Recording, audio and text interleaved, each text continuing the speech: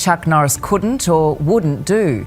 The 86-year-old, long deemed in... On March 10, 2026, Chuck Norris turned 86 on the island of Kauai. He marked it the way he'd marked most milestones for the last 6 decades, moving. He shared footage of himself sparring in the sun, still throwing combinations, still grinning like a man who had never once considered slowing down. 9 days later, he was hospitalized. The next morning, his family confirmed what the internet had falsely claimed more than once before. Chuck Norris was gone. This time it wasn't a hoax. Chuck Norris spent years being killed off by the internet before he actually died. Fabricated stories claimed he'd been in a fatal car crash. Others insisted he'd succumbed to COVID-19. Each time, he was fine, and each time the rumor got laughed off as one more absurd chapter in the Chuck Norris facts mythology that had turned him into a meme long before memes were a mainstream concept. So when his family posted a short statement on Instagram on the morning of March 20th, 2026, a lot of longtime fans assumed it was another hoax. It wasn't. Norris had been hospitalized in Hawaii on March 18th after what his family described only as a sudden medical emergency. He died the following morning. He was 86. The family statement didn't dwell on medical details. It didn't need to. What it said instead was simple, that he had been surrounded by loved ones, that he was at peace, and that to the people who knew him personally, he wasn't an action star or an internet legend. He was a husband, a father, a grandfather, and, in their words, the heart of the family. They thanked the public not for watching his movies, but for loving him. Within hours, tributes rolled in from people across the political and entertainment spectrum, a reminder of just how far Norris's cultural footprint had spread beyond the movie screen. But the more interesting story, the one financial reporters immediately started digging into, was what he actually left behind, and how strange and layered that inheritance turns out to be. According to Celebrity Net Worth, the figure most consistently cited by outlets covering his death, Chuck Norris was worth approximately $70 million when he died. Fortune, reporting on the same estate, arrived at the same number, and multiple entertainment finance publications converged on it in the days afterward. It's worth noting that a few pages that spiked in the days after his death threw around bigger, unsupported figures. But the number with an actual paper trail behind it is $70 million. That fortune wasn't built on one lucky break. It was assembled slowly, deal by deal, lawsuit by lawsuit, across roughly 60 years. And the story of how he built it says more about the man than any highlight reel of Roundhouse Kicks ever could. Norris's first film paycheck, for his 1976 debut Breaker, was $10,000. The following year, Good Guys Wear Black, a movie no studio wanted to distribute. So Norris and his producers rented theaters themselves, brought him $40,000 and became a genuine hit. From there the numbers kept climbing, $125,000 for A Force of One, $250,000 for An Eye by the start of the 1980s.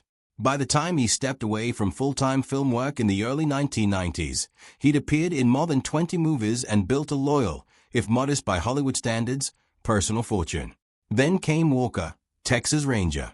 Walker, Texas Ranger premiered on CBS in April 1993 and nearly collapsed before it found its footing. Its original production company went bankrupt during the first season, and only a handful of episodes existed when the network had to scramble for new financing partners just to keep the show alive. It survived. And then it didn't just survive. It ran for 9 seasons and 203 episodes, becoming one of the longest-running action dramas of its era and reportedly the first primetime network drama filmed entirely in Texas. Norris didn't just star in it. Through his production company, he shaped its creative direction, brought his brother Aaron on as a producer, and became closely identified with a show that, over time, felt as much like a personal project as a network hit. Puff Fortune's reporting. His per-episode fee reached $375,000, and his contract entitled him to 23% of the show's profits. Across 203 episodes, that's a staggering base income before a single rerun ever aired. And the reruns mattered enormously. The show sold into syndication across more than 100 countries, and court filings from a later lawsuit put the franchise's total lifetime revenue north of $692 million. That last figure is where the story gets contentious. In 2018, Norris sued CBS and Sony, alleging the networks owed him more than $30 million in unpaid profit participation. His argument, according to Fortune's coverage, was that the way streaming and later distribution deals were structured let the studios avoid triggering the profit-sharing clause in his original contract, meaning that even as Walker kept generating revenue for decades, his 23% share of that revenue effectively stopped growing the way it should have. The case took roughly 5 years to resolve and was settled in 2023 for an amount neither side disclosed. Whatever that settlement was, it's now folded into the $70 million estate his family is dividing. It's a fitting footnote for a man whose on-screen persona was built entirely around never backing down from a fight, including, apparently, one waged entirely in a courtroom against one of the biggest networks in the country. Not every part of the Norris fortune came from Hollywood. Some of it came from the ground, literally. Norris's primary residence for years was a lone wolf ranch, roughly 1,000 acres in Navasota, Texas. In 2011, workers drilling on the property struck what turned out to be an ancient artesian aquifer beneath a layer of volcanic rock. Rather than treat it as a curiosity, Norris and his wife, Gina O'Kelly, turned it into a business. In 2015, they founded Seaforce Bottling Company, building out a bottling operation on the ranch that now distributes water across the country. Gina holds a controlling 51% stake and serves as CEO, which means that regardless of how the rest of the estate gets divided among the family, the water company itself stays firmly in her hands. Add in a nearly 30-year endorsement partnership with the Total Gym fitness brand, one of the longest-running celebrity infomercial deals in television history, plus books, licensing, and assorted brand deals, and you start to see how a martial artist from Oklahoma ended up with a genuinely diversified financial empire. Norris also owned an oceanfront home on Kauai's North Shore, a property he and Gina had fallen for years earlier and returned to often. Multiple outlets estimated its value at around $7 million. It was on Kauai, fittingly or tragically depending on how you look at it, that Norris posted his final birthday video and, days later, was hospitalized for the last time. No public will had surfaced as of the days following his death. Under Texas's community property laws, that generally means his wife, Gina O'Kelly, inherits half of the marital estate automatically, with the remainder distributed among his children. And that's where the Norris family story stops being about dollar figures and starts being genuinely complicated. Norris was married twice. His first marriage, to his high school sweetheart Diane Holchek, began in 1958 when he was 18 and she was 17, not long before he shipped out to South Korea with the Air Force, the deployment that would introduce him to Tang Soo and change the entire trajectory of his life. That marriage produced 2 sons, Mike, who became a filmmaker, and Eric, a stunt coordinator who also won a NASCAR championship. Norris and Holchek divorced in 1988. Holchek herself died in December 2025, just 3 months before Norris, following a long struggle with dementia. Their sons were with her at the end. In an almost unbearably tight window, Norris lost both his mother and his first wife within months of one another before he himself passed the following spring.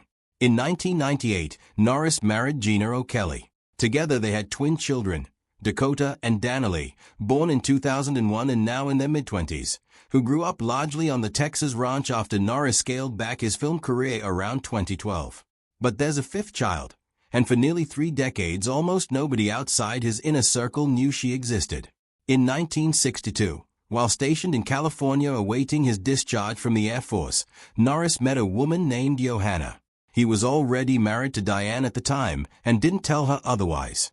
The brief relationship produced a daughter, Dina, born in early 1963. When Johanna later discovered Norris was married, she raised Dina largely on her own and eventually told her daughter the truth when Dina was a teenager, along with a clear instruction not to make contact, since he already had a wife and other children. Dina held to that instruction for years. It wasn't until the early 1990s, after Norris and Diane's divorce became public, that Dina finally reached out. In a 2004 interview, Norris recalled the moment plainly. He was going through his mail, opened a letter, and found it was from a daughter he'd never met, explaining who she was and why she'd waited so long to write. He welcomed her into the family without hesitation, and the two developed a close relationship afterward. Norris later summed up the experience in a line that became one of the more quoted things he ever said off-screen, the sentiment, in essence, that there's no such thing as an illegitimate child, only complicated circumstances that adults create. It was an unusually candid admission for a man whose public image was built almost entirely around discipline, toughness, and a conservative Christian worldview. It also, in retrospect, revealed a more human and more forgiving side of him than the world's toughest man persona ever really allowed people to see. There's one more thread in the Norris family story that predates his death by more than a decade and helps explain why the family statement then cared people for loving him rather than simply watching him. In late 2012, Gina O'Kelly underwent 3 MRI scans within an 8-day span to evaluate rheumatoid arthritis. Each scan used a gadolinium-based contrast agent, a substance doctors told her would clear from her body within hours. According to the lawsuit she and Norris later filed, it didn't.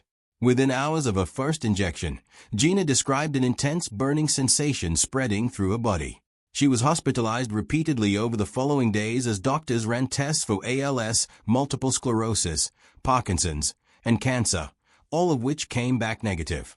Her condition worsened over time: kidney damage, muscle wasting, cognitive problems, and periods where she needed help simply getting around. Conventional medicine couldn't explain it, so the couple pursued treatment outside the mainstream, including chelation therapy in Nevada and stem cell treatment in China. Norris later said publicly that he stepped back from his film career during this period specifically to care for her, and that the couple spent close to $2 million of their own money on treatment between 2012 and 2017. In 2017, Norris and Gina filed a $10 million lawsuit against 11 pharmaceutical companies, arguing that gadolinium-based contrast agents hadn't been adequately labeled for the risk of long-term retention in the body. Their case became one of the more high-profile examples